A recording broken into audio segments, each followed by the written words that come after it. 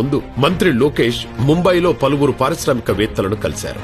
వారిలో Reliance chairman Mukesh Ambani, Reliance clean ఎనర్జీకి నేతృత్వం వహిస్తున్న అనంత్ అంబానీ కూడా ఉన్నారు.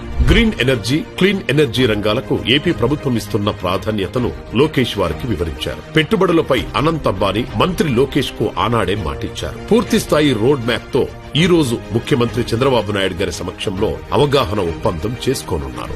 యువతకు ఇచ్చిన మాట ప్రకారం రాష్ట్రంలో రానున్న 5 ఏళ్లలో 20 లక్షల ఉద్యోగాలు కల్పించేందుకు మంత్రిగానే కాకుండా ఉద్యోగాల కల్పన సబ్ కమిటీ చైర్మన్ గా నారా లోకేష్ గారు ప్రణాళికాబద్దంగా కృషి చేస్తున్నారు.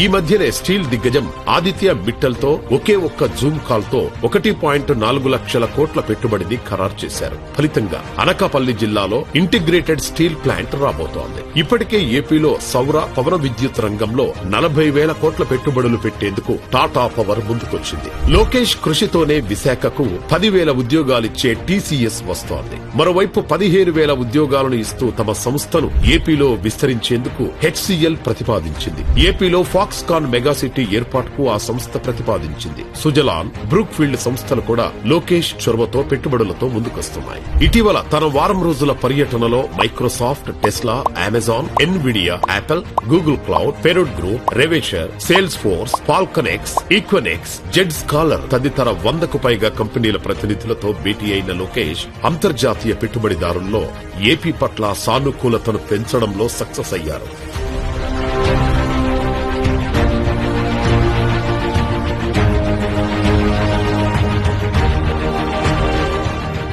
మొత్తం మీద ఆంధ్రప్రదేశ్ యువత ఆకాంక్షలను నెరవేర్చేందుకు మంత్రి లోకేష్ ప్రణాళికాబద్దంగా ముందుకు పోతున్నారు.